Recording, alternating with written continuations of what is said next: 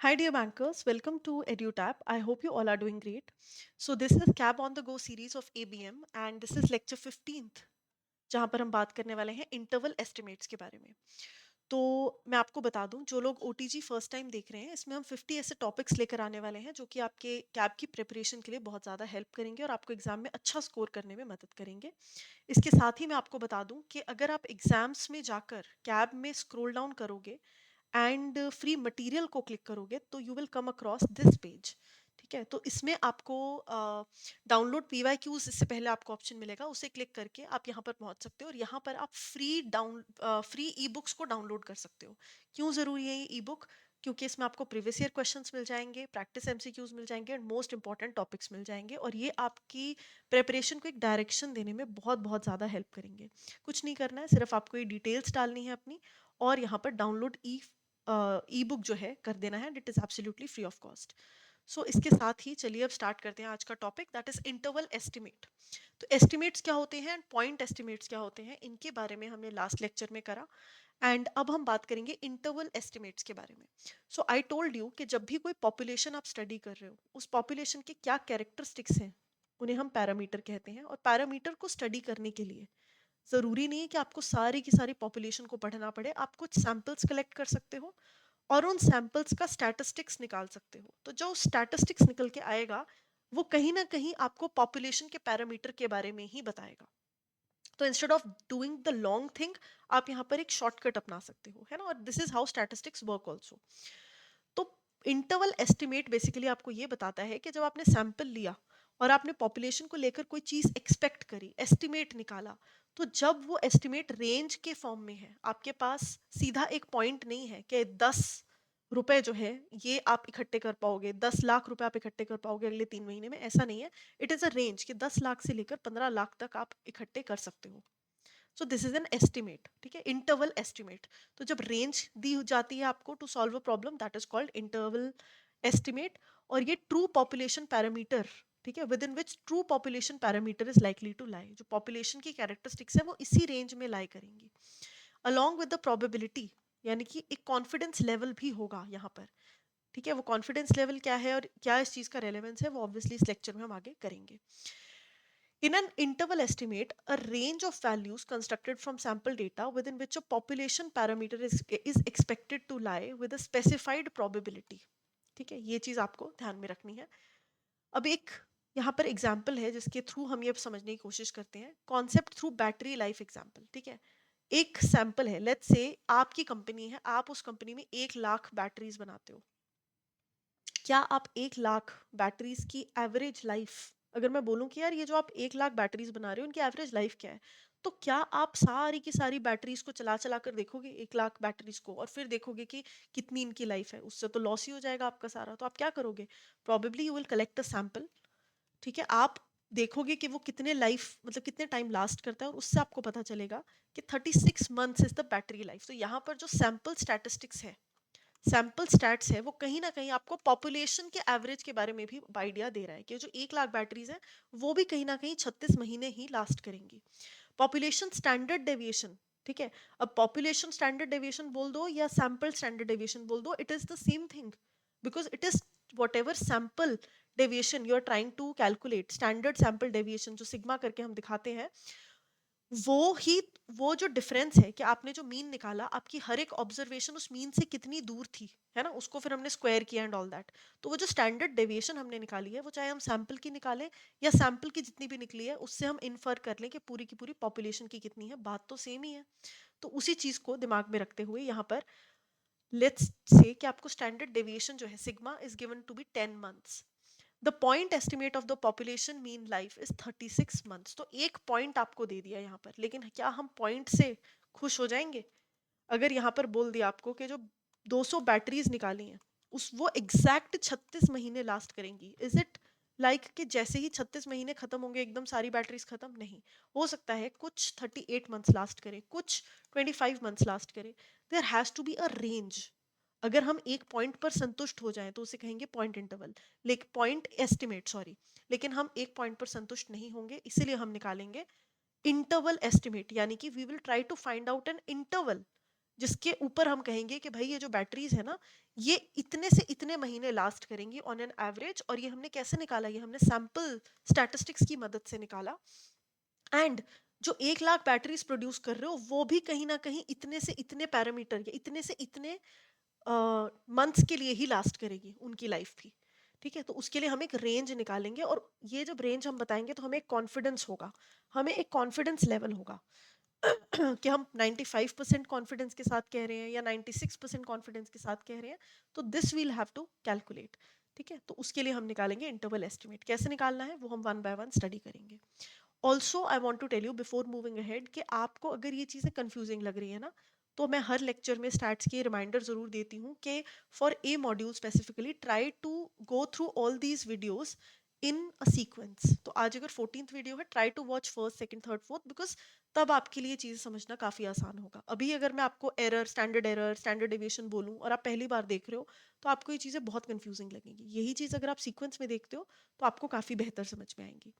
So sampling distribution of mean, if sample size is large, population is normal and approximately normal, यानी कि एक बड़ा sample size है आपके पास और उसमें जो पॉपुलेशन है, जो ओवरऑल पॉपुलेशन का ग्राफ बना है, तो वो नॉर्मल पॉपुलेशन बन रहा है, मतलब आधे इधर आधे इधर।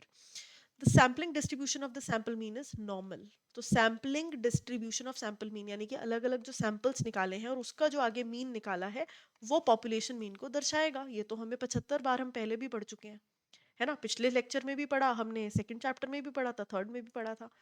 जब भी आप एक पॉपुलेशन में से अलग अलग सैंपल्स निकालते हो और उनका मीन निकालते हो और उनका आगे फर्दर एवरेज निकाल लेते हो, मीन्स का मीन निकालते हो, तो वो हमेशा पॉपुलेशन मीन के इक्वल होता है और इससे कैलकुलेट करना ज़्यादा आसान होता है। पूरे के पूरे पॉपुलेशन मीन को 1 लाख ऑब्जर्वेशंस का मीन निकालना मुश्किल होता है। Spread is measured by standard error of the mean. तो यहाँ पर जो पहली चीज आपको निकालनी है वो है standard error of the mean, denoted by sigma x bar. तो स्टैंडर्ड डेविएशन जो I upon under root of number of observations. Simple आपको ये करना है। तो यहाँ पर आपका जो स्टैंडर्ड डेविएशन है कितना आया था? It was 10। ठीक है, लेट्स से वो आपको दिया हुआ है 10। एन कितना है? नंबर ऑफ ऑब्जर्वेशंस जो सैंपल्स की हैं वो है 200। तो N upon under root of 200, you will get this. तो 0.707 मंथ्स। तो अब रेंज कैसे निकाल सकते हैं?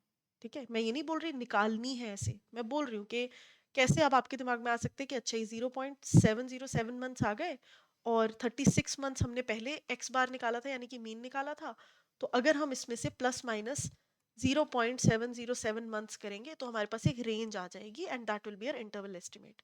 लेकिन क्या जिंदगी इतनी आसान है? नहीं, जिंदगी इतनी आसान नहीं है। This is not how you calculated, never calculated like that.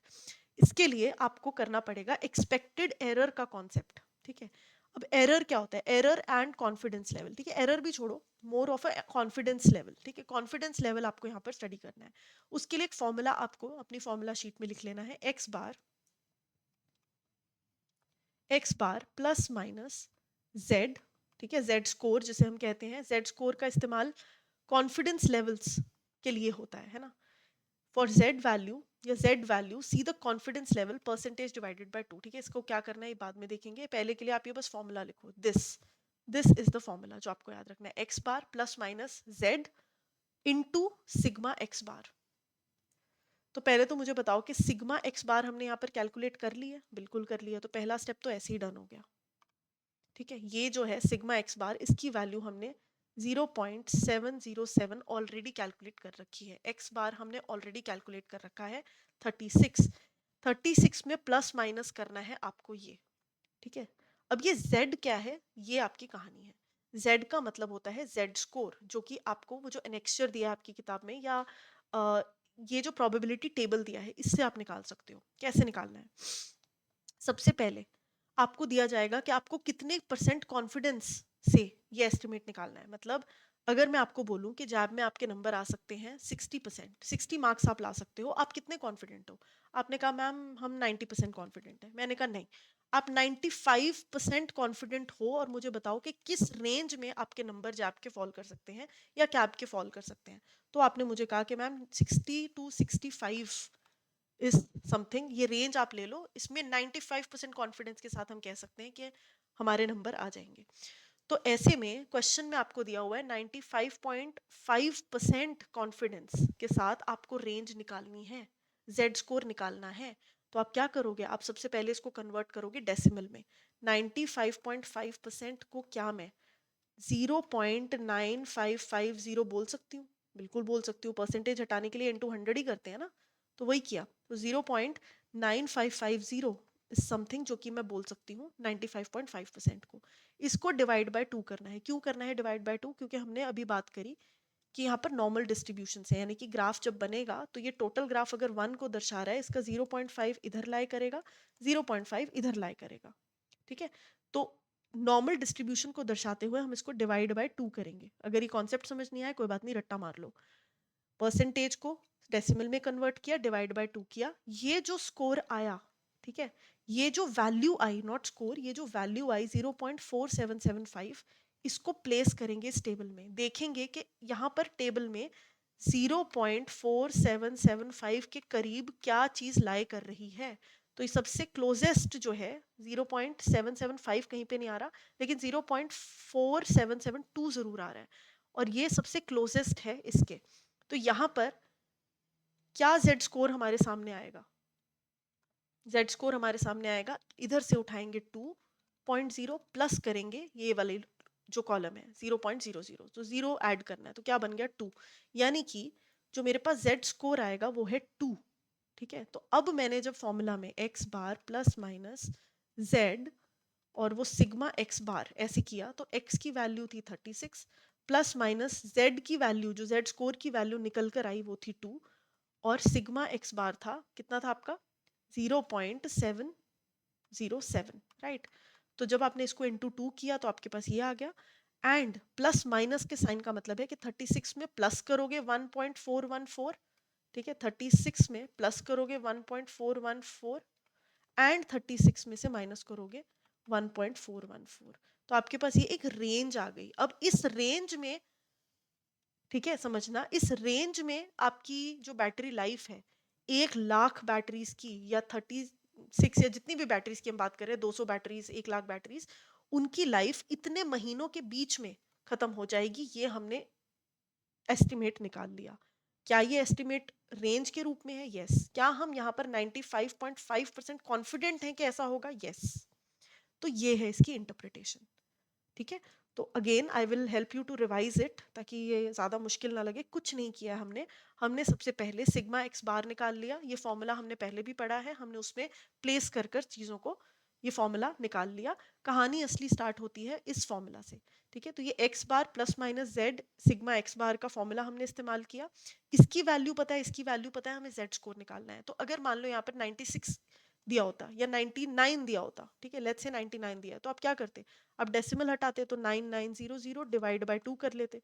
जो भी आता यहाँ पर वैल्यू उसको यहाँ पर प्लेस करते। लेट्स से कि वो वैल्यू आ रही है यहाँ पे, फॉर एग्जांपल, ठीक है, ये वैल्यू आ रही है, ये यहाँ पर और ये यहाँ पर, ये सबसे करीबी वैल्यू है जो आपने कैलकुलेट किया होता। तो आप यहाँ पर 1.6 प्लस 0.01 ऐड कर लेते, तो 1.61 would have been the Z score for 99%। मैं नहीं कह रही कि ऐसा असलियत में है, लेकिन ऐसा हो सकता। ठीक है, तो कैलकुलेट करना आई होप आपको समझ में आ गया। जो भी डेसिमल हटाया आपने पहले परसेंटेज में से कॉन्फिडेंस लेवल की, उसको डिवाइड बाय 2 किया, जो नंबर आया आपने यहाँ पर देखा कि वो नंबर कहाँ लाई कर रहा है। अगर वो नंबर नहीं आ रहा तो कोई बात नहीं, उसके सबसे करीबी नंबर आप यहाँ पे प्लेस करोगे, उसका जेड स्कोर फाइंड आउट करोगे और सिंपल यहाँ पर डाल दोगे और उससे आपके पास एक रेंज निकल कर आ जाएगी। So probability meaning of interval estimate, the population mean हमेशा फिक्स्ड होता है। Intervals vary from sample to sample, अगर हम बार बार सैंपल्स लेते रहेंगे तो 95.5% such intervals will contain true population mean. यानी कि जो पिछले एग्जांपल में हमने सैंपल से डेटा उठाया, 200 सैंपल उठाए और उनसे डेटा उठाया और उसके बाद उसका मीन निकाला, एक्स बार निकाला, जो भी हमने एस्टिमेट दिया, जो भी हमने इंटरवल एस्टिमेट दिया, 95.95% चांसेस हैं कि पॉपुलेशन की सारी कैरेक्टरिस्टिक्स वो ये चीज दर्शा रही है। One specific interval either contains mean or it does not, but confidence level refers to the long run performance of the method. ठीक है जी, तो इंटरवल एस्टिमेट में हम रिस्ट्रिक्ट नहीं करते एक या दो स्टैंडर्ड एरर से, हम यहाँ पर प्रोबेबिलिटी के बेसिस पर कॉन्फिडेंस लेवल डिसाइड करते हैं, एक पूरा परसेंटेज दे देते हैं, एक रेंज दे देते हैं। The confidence level tells us how confident we are that the interval contains the to true proportion parameter, population parameter, पूरे पॉपुलेशन का जो पैरामीटर है एग्जैक्टली वो कितना आ रहा है, वो 95% 0.5% आ रहा है. कॉन्फिडेंस लेवल क्या है? It is the probability associated with interval estimate. ये कुछ बहुत फेमस या बहुत कॉमन कॉन्फिडेंस लेवल्स हैं जिनके लिए आपको कैलकुलेशन करनी पड़ सकती है. कभी कभी क्वेश्चन में ये भी आ सकता है कि सिंपल आपको जेड स्कोर निकालना है. कैसे निकालोगे? 99% अपना कॉन्फिडेंस इंटरवल पे. तो ये अलग अलग 90% कॉन्फिडेंस इंटरवल पे तो कैसे निकालोगे, है ना? Let me just show you कि कैसे निकाल सकते हैं. सो 90% पे निकालना है तो पहले तो 9 0 0 0 कर लोगे, डिवाइड बाय 2 कर लोगे. तो 9 0 0 डिवाइड बाय 2 करके आपके पास 4500 आ जाएगा. अब 4500 नहीं है, वो 0.4500 है. कहाँ पर लाई कर रहा है 0.4500? ठीक है, ओवर हियर समवेयर 4.00. ये दिस इज द क्लोजेस्ट, है ना? ये क्लोजेस्ट है, ये भी इक्वली क्लोजेस्ट है, ये भी क्लोजेस्ट है. लेट्स से आपने ये उठा लिया तो इसके सामने क्या लाई कर रहा है? 0 पॉइंट मतलब 1.6 में ऐड करोगे इसके यहाँ पर ऊपर जो लाई कर रहा है 0.05, तो ये क्या आ गया? 1.65. ठीक है, तो ये आपका जेड स्कोर आ गया फॉर 90% कॉन्फिडेंस इंटरवल. ऐसे करके आप कुछ भी फाइंड आउट कर सकते हो. कॉन्फिडेंस इंटरवल जो है ये रेंज ऑफ वैल्यूज बताता है. अगर आपने कहा कि 90% कॉन्फिडेंट हो कि वैल्यू यहाँ से यहाँ लाई करेगी, that means 8,000 to 24,000 is the confidence interval. इसको आप बोलोगे कॉन्फिडेंस इंटरवल और 90% इज द कॉन्फिडेंस लेवल. ठीक है, ये फॉर्मूला इस्तेमाल करना है. ये काइंड ऑफ रेपिटेटिव हो गया बट अच्छी बात है, रिपीट करोगे तो रिवाइज करके आपको जल्दी याद हो जाएगा. Confidence intervals for the population mean are often written in the terms of standard error of the mean. तो ये अलग अलग आपके पास जेड स्कोर्स दे दिए हैं. ठीक है, और अगर ग्राफ बनाओगे और बीच में जेड स्कोर है तो 0.45 एरिया यहाँ, 0.45 एरिया यहाँ लाई करेगा. अलग अलग तरीके से ग्राफ बनाने के लिए आपको कोई बोलेगा नहीं, but this is the z value and graph में area on each side will be this. ठीक है, तो ये आपको यहाँ पर कॉन्फिडेंस लेवल्स के लिए भी बता दिया है. तो अपर लिमिट कौन सी होती है? जब हम प्लस करके, जब हमने यहाँ पर 35 में, है ना, 35 था या 36 था, जो भी था, 36 मंथ्स प्लस करके जब हमने वैल्यू ऐड करी थी 1.424 समथिंग, तो वो जो वैल्यू थी वो अपर कॉन्फिडेंस लिमिट थी और जो माइनस करके निकल के आती है उसे लोअर कॉन्फिडेंस लिमिट बोलते हैं. ठीक है, तो relationship between confidence level and confidence interval क्या है? डायरेक्ट रिलेशनशिप है. जैसे ही आप कॉन्फिडेंस लेवल हायर करोगे तो आपकी इंटरवल बढ़ जाएगी. ठीक है, अगर मैं आपको कहूंगी कि आप मुझे बताओ 90% एक्यूरेसी के साथ कि आपके कितने नंबर आ सकते हैं, तो हो सकता है आप कहो कि मैम वी आर 90% कॉन्फिडेंट कि हमारे ना 50 to 55 मार्क्स आ जाएंगे. लेकिन यही चीज़ अगर मैं कहूँ कि नहीं आप 99% कॉन्फिडेंस के साथ बताओ, तो यहाँ पर आपका जो रेंज है वो बढ़ जाएगा, इंटरवल बढ़ जाएगा. तो आप बोलोगे कि मैम 45 to 65 के बीच में वी कैन बी 99% कॉन्फिडेंट. ठीक है, सो दे आर डायरेक्टली रिलेटेड. तो जितनी ज़्यादा कॉन्फिडेंस होगा उतना ज़्यादा सेफ है, लेकिन प्रिसीजन उतना ही कम है क्योंकि यहाँ पर रेंज बढ़ गई ना, 20 के बीच में फॉल करना वर्सेस 5 यूनिट्स के बीच में फॉल करना. प्रिसीजन कम इंटरवल में ज़्यादा कम कॉन्फिडेंस लेवल पे ज़्यादा होता है और ज़्यादा कॉन्फिडेंस लेवल पर प्रिसीजन कम होता है, लेकिन वो ज़्यादा सेफ है क्योंकि एक्यूरेसी बढ़ जाएगी. ठीक है जी, तो ये है पूरा का पूरा आपका रिविजन के लिए चार्ट जिसकी आप मदद ले सकते हो. An interval estimate provides what a range of values. Single value कौन प्रोवाइड करता है? Point estimate. which is the correct z value for 95% confidence. Now this is something that we have already done and calculated. हमने 95.5% के लिए किया है ना, और वो हमारे पास 2 आ रही थी, तो यहाँ पर b would be the answer. लेकिन कैसे निकालनी है ये आपके लिए होमवर्क है. I want you to try to calculate it. What happens to the confidence interval when the confidence level increases? It becomes narrow, it becomes wider. अब देखो confidence interval, जब कॉन्फिडेंस लेवल इंक्रीज होता है तो वो interval obviously direct relationship है तो वो वाइडर हो जाती है. ठीक है, तो ये बी इसका आंसर हो जाएगा.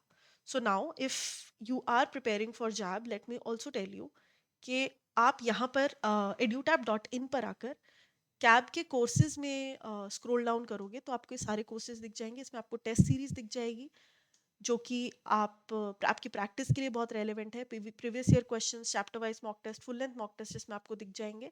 मास्टर कोर्स मिल जाएगा जिसमें रिकॉर्डेड सेशंस हैं, previous year questions, chapter wise mock test, full length mock test मिल जाएंगे। इंडिविजुअल मास्टर कोर्सेज अगर आपको चाहिए तो वो भी अवेलेबल है। मास्टर कोर्स की बेस्ट बात जो है वो ये है कि इसमें रिकॉर्डेड सेशंस मिलते हैं आपको, और आप अपनी कन्वीनियंस पे कभी भी देख सकते हो। ठीक है जी।